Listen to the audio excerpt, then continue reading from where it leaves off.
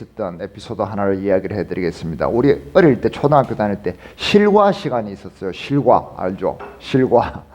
그 실과 시간에 어느 날 이 샌드위치를 만드는 요리 시간이 있었단 말이에요. 그때 우리 초등학교 때 샌드위치를 먹어본 적이 있습니까? 한 번도 없죠. 그런데 선생님께서 그런 시간을 아주 소중한 시간을 만들어 가지고 어찌어찌 해가지고 준비물들을 가져와 가지고 이 샌드위치를 만드는 시간을 가진 거예요. 얼마나 그때 참 마음이 흥분돼요. 그래요. 요 샌드위치를 이렇게 계란하고 해가지고 만들었단 말이에요. 그 만드는 중에 제가 이제 화장실을 급해서 화장실에 잠깐 갔다 온 겁니다. 그런데 화장실 갔다 오니까 재앙이 일어난 거예요. 친구놈들이 샌드위치 다 먹어버린 거예요. 그래서 제가 왜 다 먹었냐고 막 싸웠습니다. 그 친구들하고 사이만 나빠져. 그래서 선생님한테 싸운다고 또 혼만 나고. 그랬던 일이 지금도 그 생생해요. 5학년 때인가 그랬던 것 같은데. 그래도 고등학교 때도 이런 일이 자주 있었어요. 체육 시간에 운동장에 체육을 하러 나가면은 체육을 하고 난 뒤에 갔다 와서 점심시간에 도시락을 열면 어떻게 돼 있어요? 도시락에 밥이 없어. 이 불량배 같은 친구놈들이 체육 시간에 운동장에 안 가고 남아가지고 남의 도시락 친구들 도시락 다 까먹는 거예요. 그래가지고 그런 그 상습범들이 있었단 말이야. 그런 놈들 붙들고 또 싸움하기도 하고 그랬던 일이 기억이 납니다. 자, 제가 그 샌드위치를 먹지 못하고 또 도시락을 이렇게 약탈당했던 이유가 무엇이었죠? 내가 그 자리에 어쨌든 무슨 이유 때문에 그 자리를 내가 지키지 못했다는 겁니다. 지금 우리나라에도 이 의사들이 자리를 안 지켜서 국가적으로 수많은 사람들이 지금 고통을 겪고 있잖아요. 그렇게 이 자리라는 것이 굉장히 중요한 거예요. 사람마다 자기가 있어야 할 자리가 있는 거예요. 아버지로서의, 가정으로서의 자리, 또 어떤 직장에서의 자리, 또 사회적으로 어떤 자리, 여러 가지 자리가 있는 겁니다. 또 사람과 사람의 관계 속에서 어느 정도의 거리에 있어야 되는지 그런 자리 참 중요하잖아요. 신앙적으로 하나님 앞에서 우리는 어떤 자리에 있어야 되는가? 오늘 본문의 내용은 무엇이냐면 다윗이 하나님 앞에 징계를 받는 내용입니다. 왜요? 자리를 비워서 그렇습니다. 자리를 비워서. 징계 사유가 바로 자리 이탈입니다. 그런데 그 자리를 이탈했다고 해서 하나님의 징계가 내려지는데 그 징계가 굉장히 최악입니다. 그래서 제목이 최악인 거예요. 굉장히 심각합니다. 첫 번째는 뭐냐면 자 1절 봅니다.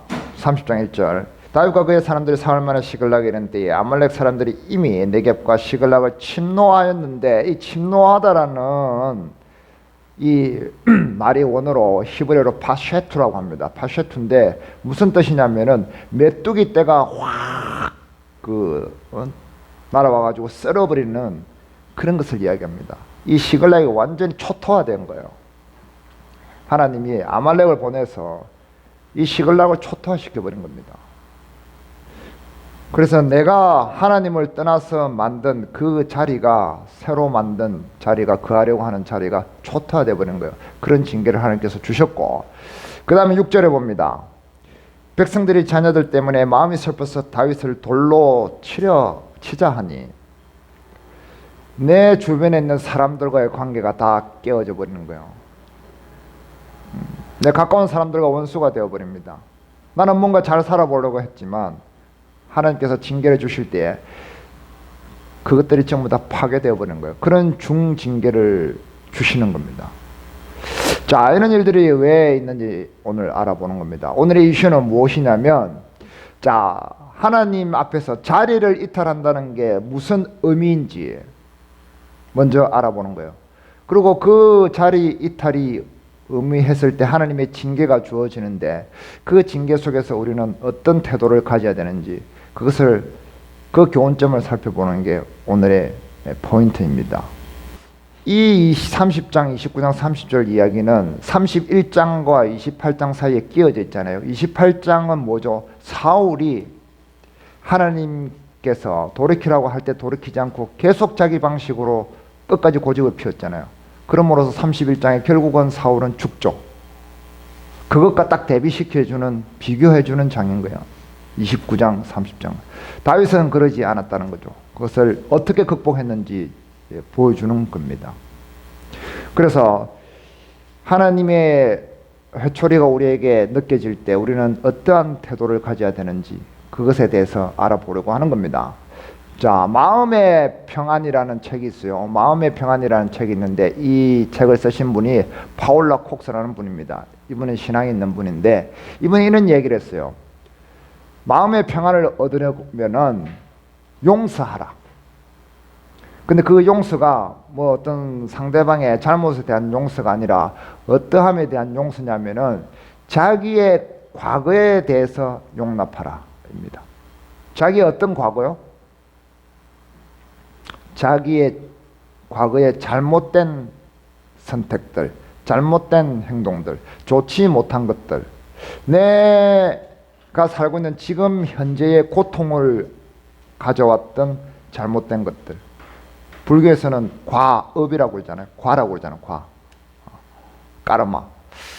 그것에 대해서 용서하라. 그래야지 현재의 평안이 온다는 거죠. 무슨 얘기냐면은 과거에 뭐 잘못했던 일 때문에 거기에 연연하지 말라는 거죠.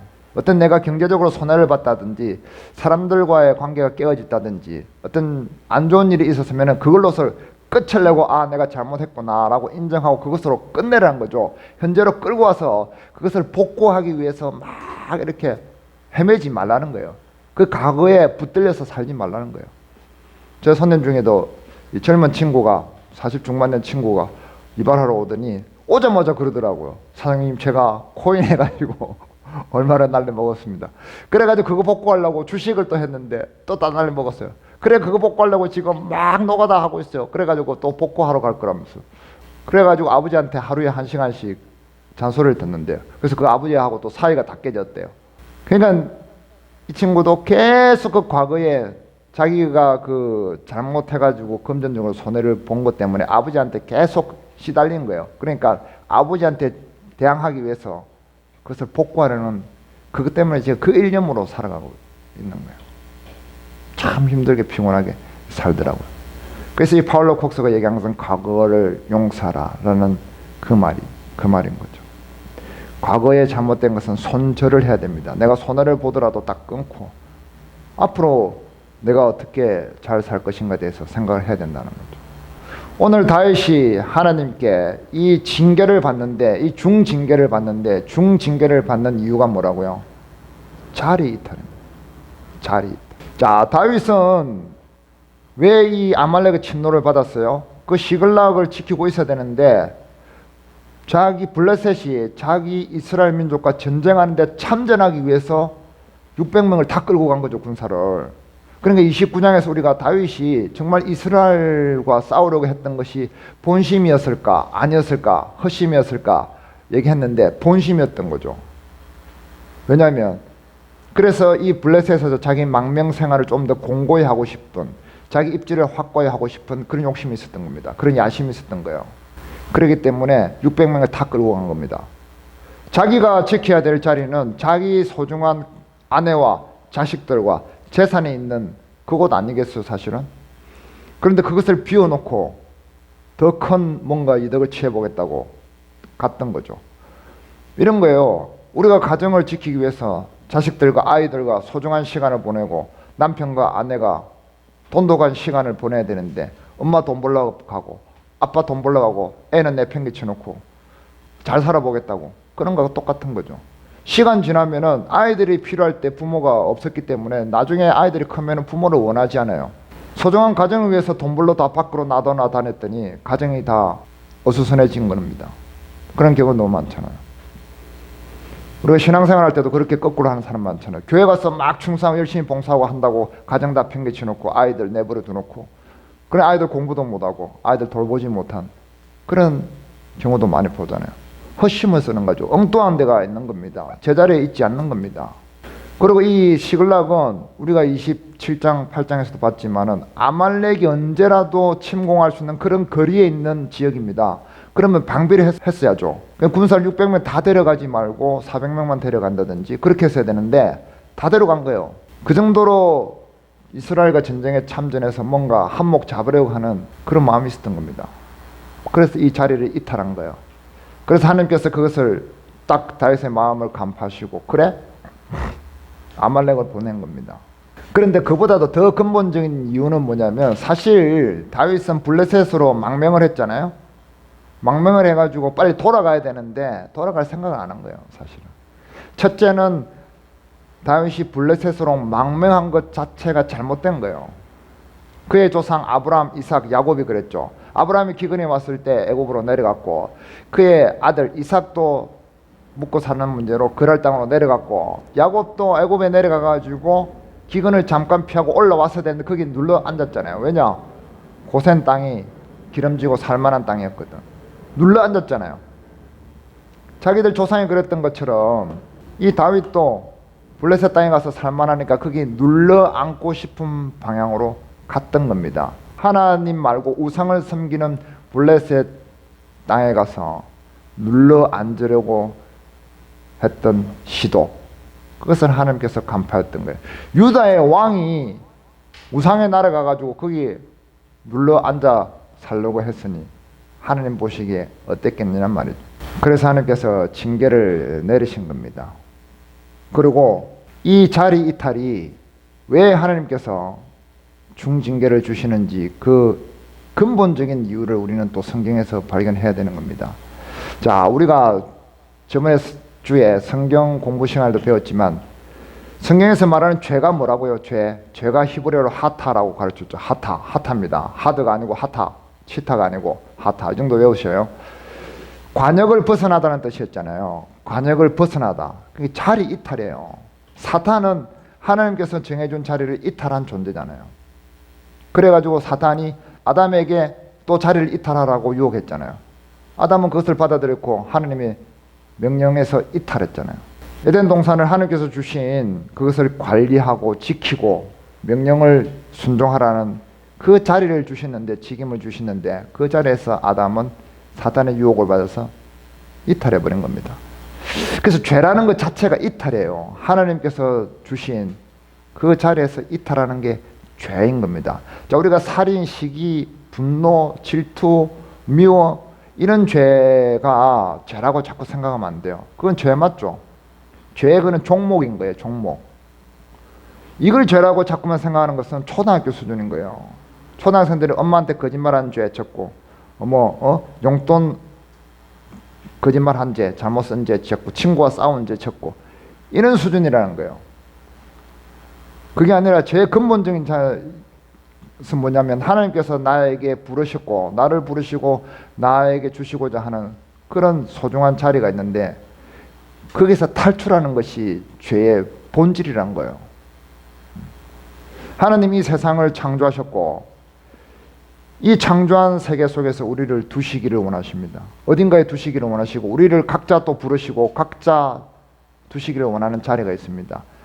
하나님께서 주신 해와 달과 별과 모든 것, 공기와 물과 이런 것들을 누리면서 하나님께서 주신 그 자리를 이탈하려고 하는 게 그게 죄가 된단 말이에요. 이게 근본적인 죄의 속성이라는 거예요. 이 개념 정도는 우리가 알아야 되는 거예요. 다윗은 그랬던 겁니다. 그래서 하나님께서 유다의 왕으로 사울의 후임의 왕으로 세워놨는데 그 자리에 이탈해가지고 우상에 날아가가지고 사탄에 날아가가지고 먹고 사는 문제 때문에 거기 눌러 앉으려고 했으니 그게 말이나 되는가 말이에요. 말이 안 된다는 거죠. 먹고 사는 문제로 그랬던 겁니다. 자기 조상들이 그랬던 것처럼 우리도 똑같은 거죠. 먹고 사는 문제 때문에 우리는 하나님의 주신 자리를 자꾸 우리는 이탈을 해요. 대부분 그러죠. 왜 우리가 이렇게 사단이 유혹하는 자리를 이탈하라는 그 유혹에 우리는 맥을 이렇게 못 출까요? 왜 이렇게 맥을 못 출까요? 부처의 제자 중에 말룬키아 푸타라는 제자가 있다고 그럽니다. 말룬키아 푸타라는 부처의 제자가 있는데 이 제자가 뭔가 부처에게 질문을 하러 왔어요. 그 질문을 하는 중에 부처가 이런 얘기를 합니다. 독화살의 비유. 독화살. 어떤 청년이 전쟁에 참전을 했는데 거기서 독화살을 탁 맞은 거예요. 독화살을 빨리 치료 안 하면 죽잖아요. 그런데 이 청년이 고집을 피우는 거다 갑자기. 왜냐하면 잠깐 나는 이 독화살을 누가 쐈으며 그리고 이 독화살을 누가 만들었으며 이것이 재질이 무엇이며 그런 것을 알기 전에는 나는 절대 치료를 받지 않겠다라고 고집을 피운다는 거예요. 이게 얼마나 어리석냐는 거예요. 그래서 당장 네 눈앞에 닥친 시급한 문제를 해결하는 것이 그것이 지혜다라고 가르치는 거예요. 그런 것을 제껴놓고 우리가 당장 먹고 사는 문제를 제껴놓고 뭐 형이상학적인 문제, 철학에 관한 문제, 도덕에 관한 문제, 뭐 진리에 관한 문제 이런 것을 얘기한다는 것은 어리석다라고 현실적으로 얘기해 준 거예요. 우리는 당장 먹고 사는 것이 문제가 급하단 말이에요. 그런 것을 제껴놓고 하나님이 주신 자리가 어떤데 뭐 하나님이 뭐 계획이 어떤데 하나님의 은혜가 어떤데 이런 거에 대해서 얘기하는 것을 아주 우리는 어리석게 여긴다는 거예요. 그런 사상이 머리에 딱 박혀 있는 거예요. 당장 먹고 사는 문제. 그렇기 때문에 사단은 그것을 우리에게 이야기하는 거예요. 네가 당장 필요한 것은 내일 쓸 돈이고 내일 네가 할 일이지. 무슨 교회에 가서 말씀을 듣고 하나님 말씀을 묵상하고 그거냐 라고 우리에게 얘기하는 거죠. 우리는 맥을 못 칩니다. 그게 대해서. 당연하죠. 우리는 육신에 어떤 속성이 있고 욕구가 있기 때문에 기본적인 욕구가 있기 때문에 하나님의 형이상학적인 그 신적인 메시지를 이해할 능력이 굉장히 부족한 거예요. 그래서 우리는 맥을 못 칩니다. 다윗도 마찬가지였죠. 그래서 다윗은 급한 문제를 해결하기 위해서 자리를 잡고 이탈했고 그 블레셋 지역을 전전했습니다. 여기저기 떠돌아다니면서 어디가 좋을까 그렇게 했던 거죠. 그렇게 함으로써 점점 하나님으로부터 자리가 멀어지게 된 겁니다. 저도 주변에 전에는 교회생활 신앙생활을 하시다가 지금은 신앙생활을 하시지 않는 분들과 잠깐씩 만나거나 전화를 할 때가 있어요. 그런 분들이 특징이 있어요. 특징이 뭐냐면 첫째는 굉장히 표정이 어둡습니다. 어둡고 날카로워요. 뭐 불만인 것처럼 표정이 밝지가 않아요. 그리고 말투가 사나웁니다. 사나우고 그 다음에 욕을 해요.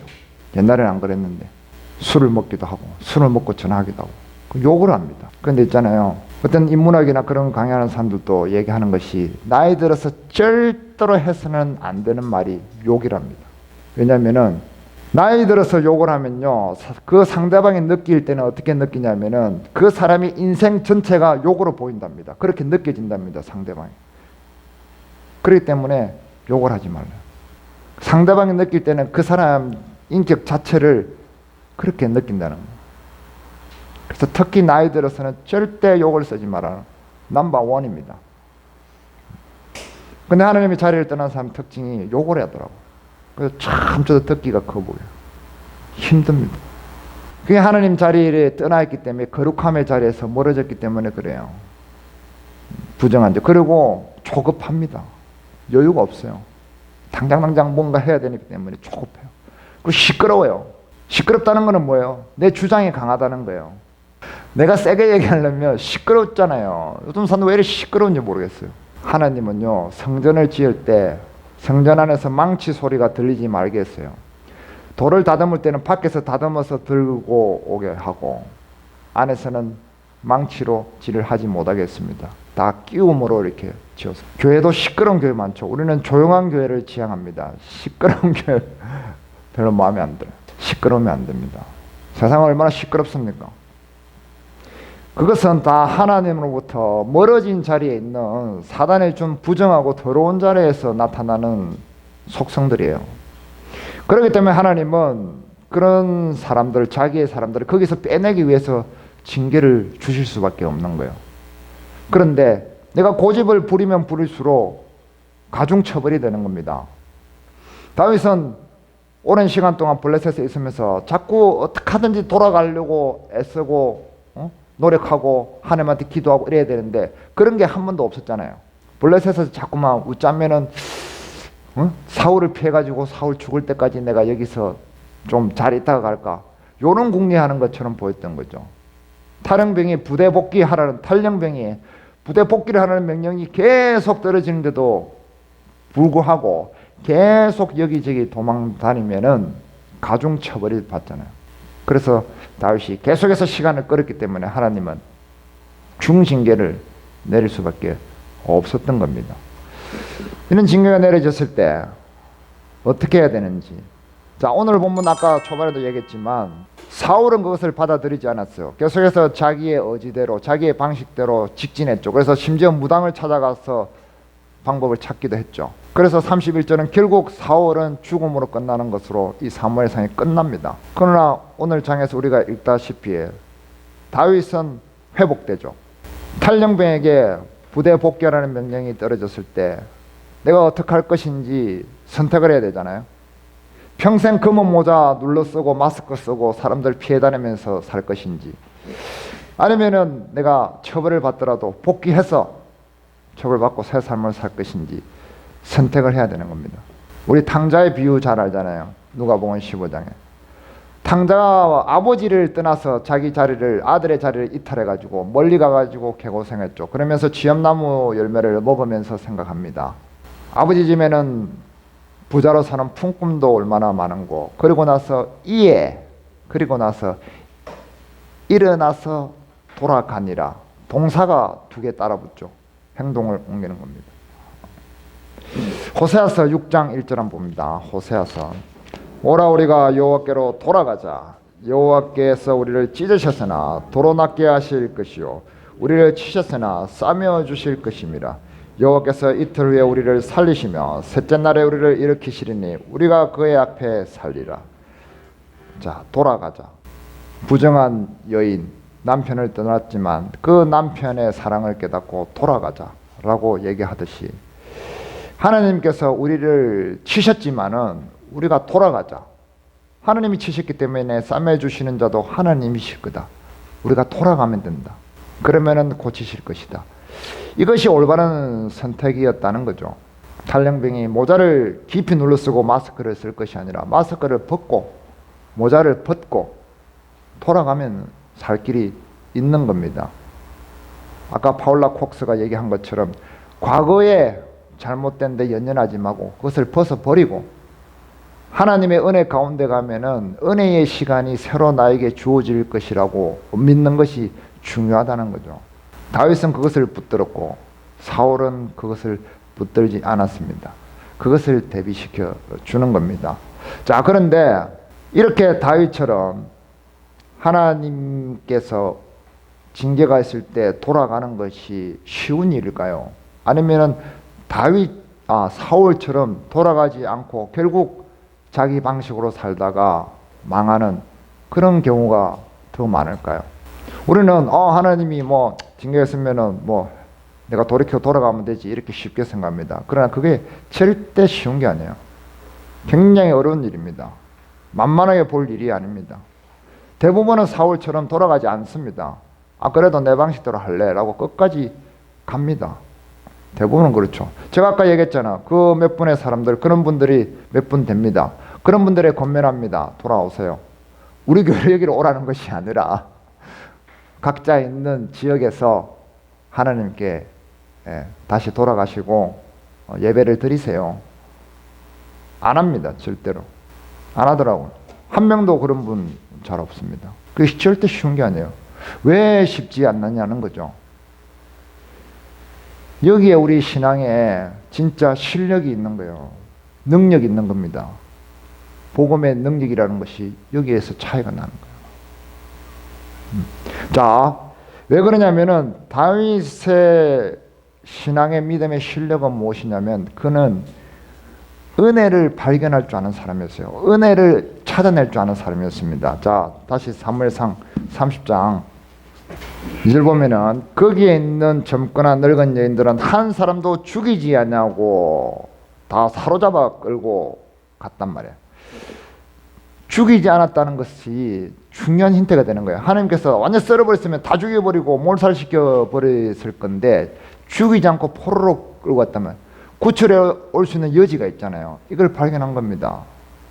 다윗은 하나님이 나에게 벌을 주시지만 그 가운데도 징계 가운데도 은혜가 아직 남아있다는 것을 발견해내는 거죠. 다윗의 세계관이에요. 이게 다윗이 어떻게 세상을 바라보는지 그 세계관이 여실히 나타난 거예요. 다윗은 하나님의 은혜를 세상 속에서 잘 찾아내는 사람이었어요. 물론 안 좋고 부정적이고 안 좋은 점들이 세상에 널려 있지만 그런 조건 속에서도 하나님이 은혜가 어딘가에 숨어 있다는 것을 발견해내서 그것을 콕 집어낼 줄 아는 그런 사람이었다는 거죠. 다윗이 마음속에 은혜가 가득 차 있는 넘치는 그런 사람이기 때문에 그래요.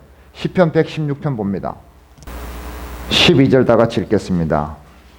내게 주신 모든 은혜를 내가 여호와께 무엇으로 보답할까? 다윗은 하나님의 은혜에 대해서 깊이 묵상하는 사람이었습니다. 이걸 가지고 우리 은혜를 갚아야 된다 이렇게 해석하면 곤란한 거예요. 내가 얼마나 하나님께 받은 은혜가 큰가 이것을 역설적으로 이야기하고 있는 겁니다. 오로지 하나님의 은혜구나. 나의 모든 것이 하나님의 은혜구나. 이걸 내가 어찌 갚노? 못 갚지. 나는 은혜 속에 그냥 젖어서 살 뿐이구나 라는 고백이고 단성이고 단복이잖아요. 다윗은 세상을 보는 눈이 은혜였어요. 그렇기 때문에 그 은혜를 찾아내는데 아주 발달되어 있는 사람이었다는 거죠. 우리 신앙의 전부를 어쩌면 투자해야 되는, 투자해도 좋은 것이 은혜예요. 우리 삶의 모든 것을 하나님의 은혜를 발견하는데 투자해도 저는 좋은 일이라고 생각합니다. 은혜를 깨닫는 것이 어쩌면 우리의 전부이고 우리의 신앙이고 믿음이고 나의 모든 것이 어야 돼요. 은혜입니다. 하나님이 창조부터 지금까지 내 삶의 모두가 은혜라고 생각하는 사람이 그 사람이 믿음이 있는 사람이에요. 우리는 세상을 너무 어둡게 부정적으로 바라보는 시각이 있죠. 답답하게 이야기를 합니다. 세상의 답답함에 대해서 이야기를 합니다. 그것은 세상이 답답한 것이 아니에요. 세상을 답답하게 볼 수밖에 없는 내 마음속에 은혜가 답답하기 때문에 세상이 답답하게 보이는 겁니다. 내 마음의 은혜가 답답하다고 이야기하는 것과 똑같단 말이에요. 세상에 온갖 더럽다고 얘기하는 사람들이 있습니다. 그것은 내 마음속에 은혜가 아직 깨끗하지 않다고 이야기하는 것과 똑같습니다. 그렇게 막 세상을 나쁘게 보는 시각이 많잖아요. 그것은 내 마음속에 은혜가 부족하기 때문에 그렇습니다. 우리가 답답해야 할 것이고 우리가 부족하게 느끼고 우리가 엉망으로 생각해야 될 것은 내 마음속에 은혜가 너무 답답하다는 것을 그것을 답답해해야 하는 거예요. 다윗은 그러지 않았어요. 그 사람 마음속에 하나님의 은혜가 가득 차 있었고 그 은혜를 쳐다보는 눈이 컸기 때문에 그런 망원경을 가지고 있었기 때문에 그 은혜의 빈틈을 찾아낸 겁니다. 그리고 하나님의 에봇을 가져오라고 하잖아요. 하나님 말씀으로 돌아가서 하나님께 질문하고 기도하잖아요. 행동을 하는 겁니다. 그리고 또 하나의 성품은 무엇이냐면 그런 은혜를 보는 눈만 가진 것이 아니라 다윗은 그 은혜를 나누는 사람이었던 거죠. 22절 봅니다. 다윗과 함께 갔던 자들 가운데 악한 자와 불량배들이 다 이르되 그들이 우리와 함께 가지 아니하였은즉 우리가 도로 찾은 물건은 무엇이든지 그들에게 주지 말고 각자의 처자만 데리고 떠나가게 하라 하는지라. 다윗이 이르되 나의 형제들아 여호와께서 우리를 보호하시고 우리를 치러 온 그 군대를 우리 손에 넘기셨은즉 그가 우리에게 주신 것을 너희가 이같이 못하리라. 교회에서 은혜를 아는 사람은 많습니다. 그러나 그 은혜를 이웃들과 나누는 사람은 적습니다. 교회에서 열심히 하는 사람은 많습니다. 그러나 은혜를 나누는 사람은 적습니다. 교회에서 열심히 하는 사람, 세상에서도 열심히 하는데 은혜를 쪼갤 줄 모르는 사람은 하나님께서 뭐라고 한다고요? 악한 자와 불량배라고 얘기하시는 거예요. 다윗은 자기가 받은 그것이, 자기가 소유한 모든 것이 은혜라는 것을 알았고 그것을 쪼갤 줄 아는 사람이었던 거예요. 나눌 줄 아는 사람이었던 거예요. 은혜를 나눌 줄 아는 실력이 있었다는 거죠. 이것이 다윗의 성품이고 신앙의 요체입니다. 그는 나누는 거예요. 왜냐하면 자기가 가진 것을 은혜라고 여겼기 때문에 돈이나 물질이나 시간이나 자기 삶의 모든 것을 은혜로 여겼기 때문에 그것을 쪼갤 줄 아는 행동으로 옮길 줄 아는 그런 믿음의 실력자였던 거죠. 그것이 다윗을 돌이키게 한 겁니다. 사울은 그게 없었죠. 은혜를 자꾸만 자기가 받아서 자기가 누리고 소비하고 사치하는데 발달되어 있던 사람이었죠. 사울은 은혜를 자기 사치로 사용을 했습니다. 낭비했습니다. 그러나 다윗은 소비하는 사람이죠. 하나님의 은혜를 적절하게 나눔으로써. 예수님과 예수님의 제자들은 하나님의 복음을 전하기 위해서 다녔잖아요. 바깥으로 세상으로 나갔잖아요. 나가라고 했잖아요. 내가 시간을 쪼개서 내 시간을 쪼개서 누군가를 위해서 돌아본 적이 얼마나 있을까요? 믿음이라는 것은 이렇게 돌아보는 겁니다. 돌아보는 건데 요즘 시대는 이 돌아본다는 것이 너무 없어진 시대인 것 같아요. 당장 내 일이 급하기 때문에 내 삶이 빠듯하기 때문에 내 삶을 쪼개서 누군가를 돌아본다는 것은 일부러 돌아본다는 것은 엄두도 못 내는 시간입니다. 내가 하나님 은혜를 많이 받았다고 누렸다고 이야기는 하지만 그것을 소모하고 사치하는 데만 시간을 쓰는 거예요. 그것을 이웃들에게 필요한 사람들에게 나누려고 시간을 쓰고 에너지를 쓰지는 않는다는 거예요. 그것은 사치하는 겁니다. 사울처럼. 그 은혜를 나눌 줄 아는 그런 실력이 있어야 되는 거예요.